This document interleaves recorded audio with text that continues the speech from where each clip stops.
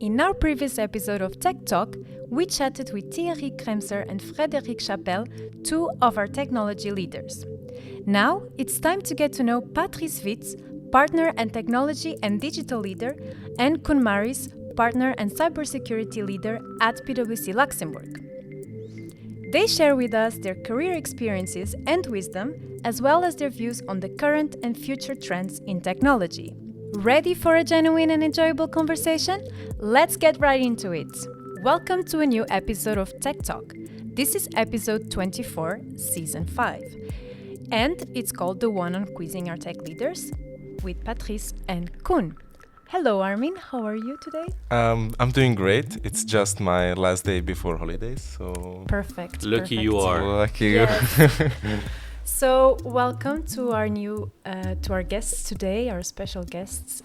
Would you like to introduce them, Armin? Yes, today, as indeed you said, we have two very special guests. We have Patrice Witz, who is our partner and technology and digital leader. And we also have Koen Maris, who is a partner and cybersecurity leader. And it's actually the first time that we have Patrice on the podcast, Yes. even though Patrice has been a very big supporter and sponsor of the podcast, I think, since its inception. So Yeah, correct. So very pleased to be here. yeah. So we finally get the man behind the... Exactly. Yes. And Koen, welcome back. Thank you for having me again. It's our pleasure. So I will ask the first question. And we start with the easy ones, I would say. We hope. What was your dream job when you were a kid? We start with you, Koen. I always wanted to become a cook or a baker, a pâtissier in French. Mm-hmm. So that's where one of my passion lies still today, because my stepmother, she learned me to bake cakes and learn to cook.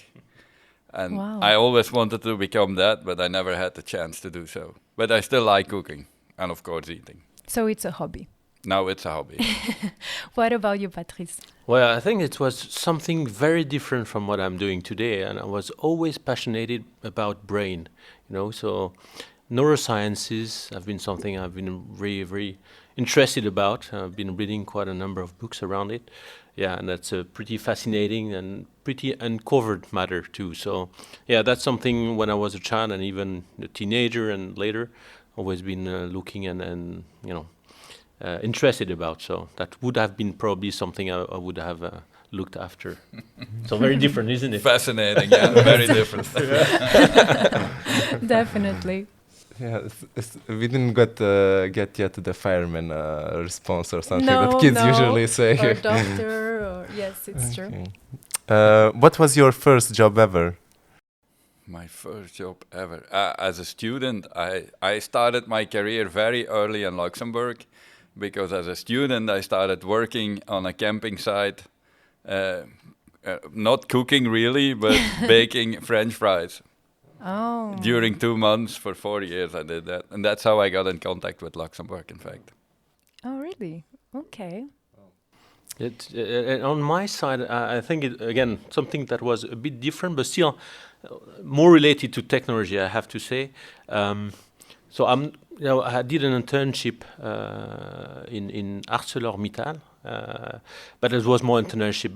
But then the first work that I did when I graduated from school, from university, was actually in research in the UK, and I was there working for a French company in the telecommunication space, in advanced telecommunications for space and satellites and 3G, so mobile per se, that were in the growing. It was the early, it was 98, I recall, and I was working on research developments on very interesting telecommunication points. So that was my first job ever. Interesting. And well, you had very different dreams when you were kids. How did you end up where you are today? What did you have any idea that you would lead you to PwC? To start on that question, something that I like very much, or I liked when I was at school, is something, curiosity and really getting new things, discover new things. So naturally, I think, and when I did the research, I understood that, although it was super interesting matter, just being in the same field, being the same, a very, very narrow field, although it's super fantastic, that was not something that was corresponding to me. But still, then I discovered the consulting side, which is a bit more broader in a sense.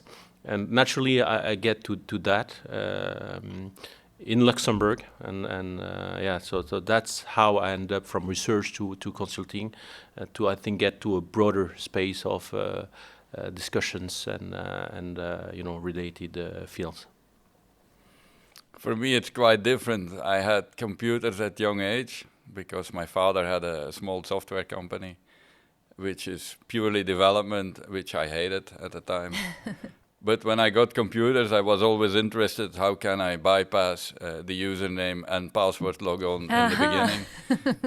And of course, that was my interest, how things work and how can you find out how they communicate. And of course, also understand where the weakness is when they communicate with each other. But there were many years where I didn't touch a computer because from school, before I did my master's degree in 2012, I learned to be a blacksmith, which is completely different. It's not bakery, it's not cooking. You're full of surprises. Yeah, and I even have been driving internationally trucks, so I've done a lot of things before I got in touch with this. But one day I was sitting in my truck and my father called me up, said, you need to come, there's something internet and I don't know how it works. You need to figure it out for me, come back to Belgium. And that's how it started, in fact, and that was 97. And then I rolled into networks, Novell at the time. Unix I already knew as a kid, so that was quite easy for me. And then I rolled into Windows, and of course Windows had a lot of security problems. And in 99, I was offered a job full-time in IT security at the time. And in 2000, the Belgian company asked me to come to Luxembourg. And that's how I started my career here, but always in security. And at that time, we weren't many. I think we were even paid less than the average IT administrator at the time, because security wasn't a sexy job as cyber is today, of course. So. Well, I was also thinking about my personal background, and I did also all sorts of weird jobs before. And I started working like when I was very, very young, because my father had a construction company, and they were doing all sorts of things. So they were building, big buildings. They were just renovating small stuff, or like they had a wholesale, they had the direct sales. The planning, the finance, accounting, whatever. So, and I was very curious as a kid. So, and I wanted to try to do all of these jobs that were inside the company. So I started doing small things like in sales, shadowing people, then trying to do sales as well, and driving forklifters, trucks. I did that. Wow. Also, like in just building, things on the construction site, carrying materials, then doing the technical drawings. And then again in the finance and so on. I was very, very curious as a kid.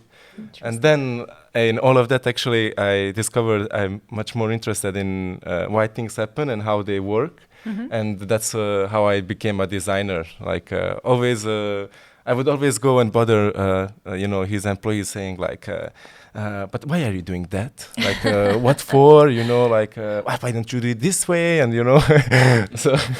So it was already there. The seed was there. I just didn't know that this profession is called consulting. Yeah. I just kind of stumbled into it later on. Right. But do you remember your job interview at PwC? Oh yeah. I do remember. I had one with Patrice. What a twist of events. I hope you appreciated the exchange at that time, right? Not at all, to be honest. In fact, there was one of the interviews, but it wasn't with you.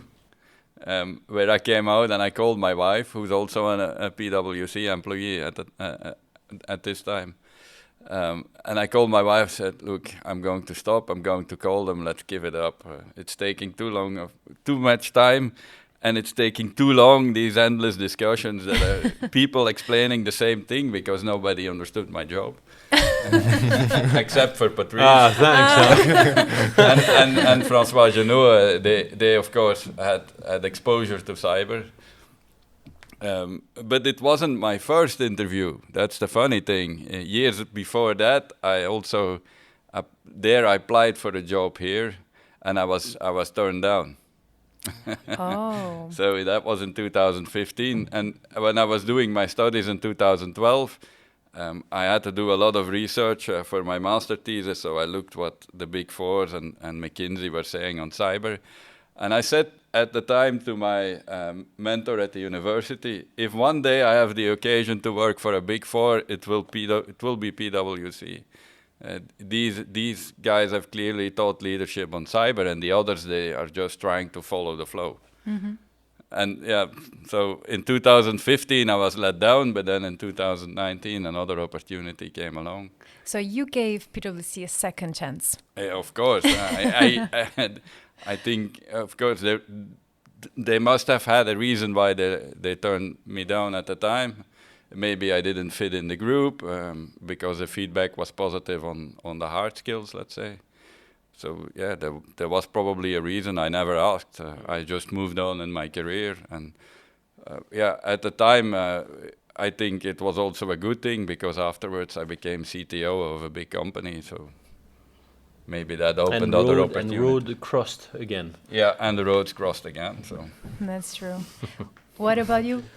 Well, it was a marathon. I recall. I think Yeah. I started the interview in the morning and finished in the evening. So Wow. pretty intense. But I really appreciated discussions.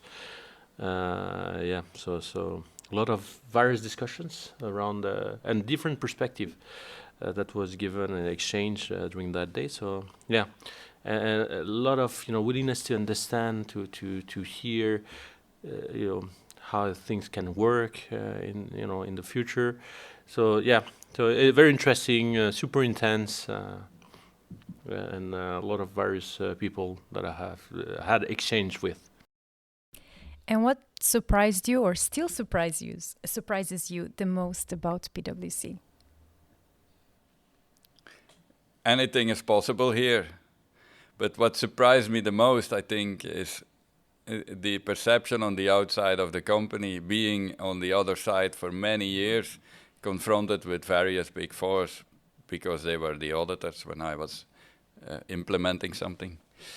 How different it is when you are inside compared to the outside. And it's a positive thing. I don't see it as negative. Absolutely not. And also the difference in people. There are so many different people doing so many different things.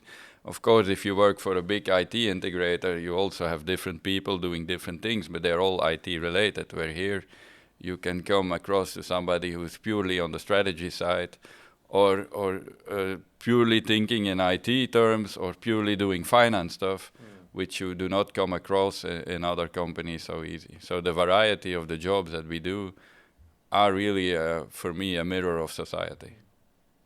Yes, I think there are a few things, and I concur to your point, Koen. The diversity of the people that we have is pretty amazing. Yes. There's a lot of various people from various backgrounds, from a culture standpoint, and that's something that was striking to me and still strikes. It's great. I think it fosters, the ability also to evolve. The second thing is really the number of things that we address. It's pretty amazing also, and the fields, the expertise that is there across the firm is pretty amazing. So yeah, that's the thing. The diversity on the people side and the diversity on the things that we do.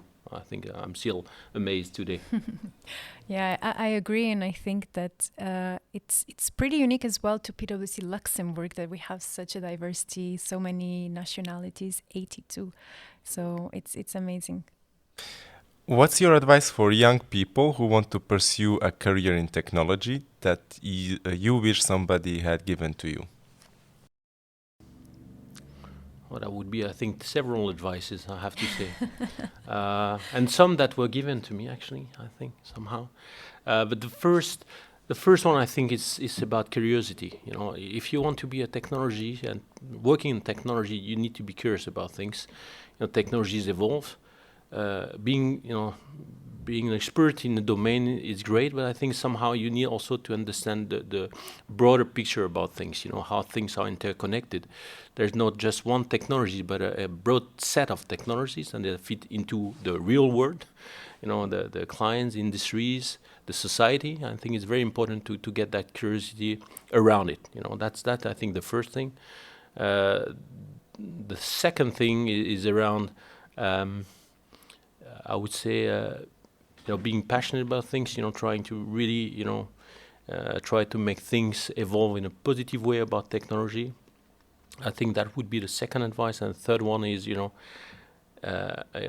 I say sometimes also actually to some of the younger consultants, it's not a sprint, you know, it's a marathon. You know, career is not just a year; it's it's 30 years, it's even more, maybe even more in the future. So it's about getting and understanding, navigating in the career, and not evolving also in the specialties as things evolve and technologies evolve and the industry evolves. So that's, I think, the three things I would advise people and youngest to look after. Curiosity, passion, and long-term thinking. Yeah. Very good advice. What about you, Koen? The first one is embrace change, because technology is changing at such a high velocity today that it's sometimes difficult even to grasp. If I look back at my childhood, and I don't think it's much different for Patrice, I mean, the world was a completely different world. Cars were real cars with real engines, no electronics in it. We didn't have mobile phones or gamepads or whatever. We had to play outside. I still recall the Minitel, huh? Yeah, that was already quite some years after, right? So embrace change is definitely something that you need to do. I learned that from my father. He grew up post-war, and he became a software developer, which would probably be unimaginable at his young age to have a computer.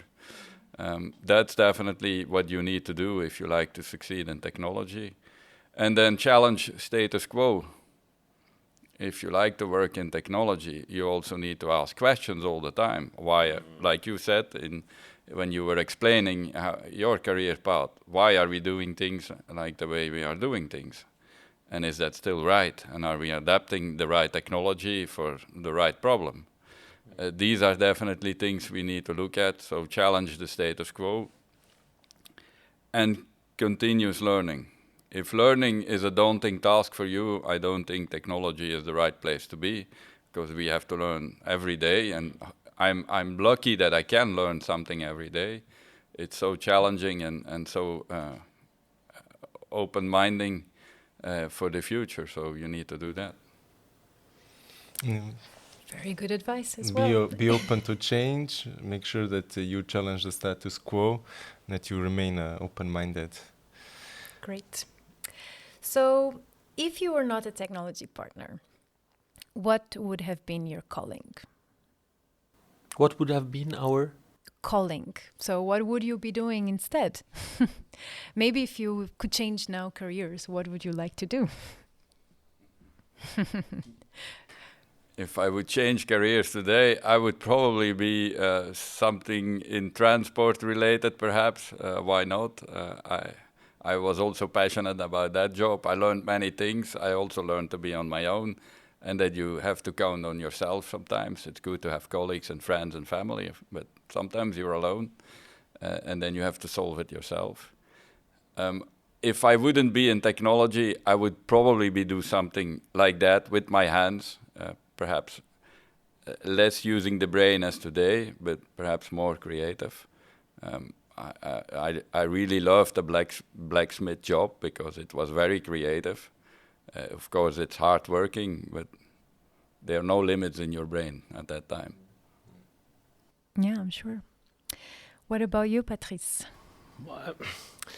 I think again, I think neuroscientist. Yeah, that's exactly. I think but again, there's long studies, I guess, to get into that field. Although nothing is impossible, and with a little bit of courage and neuroscience, something around that would have been could be something. But there's other things, around sustainability. I'm sure there's a lot of things to do in that space still to make the difference. That could be something that I would embrace for sure. Great. So now it's my favorite question, and I let Armin ask it. If you could invite 3 people to dinner, living or dead, who would you invite? That is, of course, a difficult question because we are limited to 3 people. Well, at least it's 3, not just 1. That's true. Yeah, I definitely wanted to be at the table with Gary Moore, who is a blues guitar player, and he had a very special career because blues wasn't his starting point. He played metal and hard rock in the beginning, but at a young age he was recognized as a guitar player, and he covered some great blues players, but he also made himself great blues songs, which were completely different than the blues the majority of the people know today. That would be definitely one to speak with, also because he's Irish, which we do not immediately connect with blues, of course, because blues comes from the Mississippi Valley or from Chicago. I would love to have a chat with that guy just to learn or understand what influenced his way of playing. The other one I would love to speak, also a musician, would be Jimi Hendrix, of course, because he changed the paradigm of electric guitar playing. And he definitely had a particular style of music. Because I love music, jazz and blues is one of my biggest passions in music. So, of course, my attention is drawn to that. And then the last one would definitely be a bit more serious. I would like to sit at a table with Kofi Annan. I think he was a special guy when he was chairing the UN. We've seen a lot of very charismatic people on that chair, of course.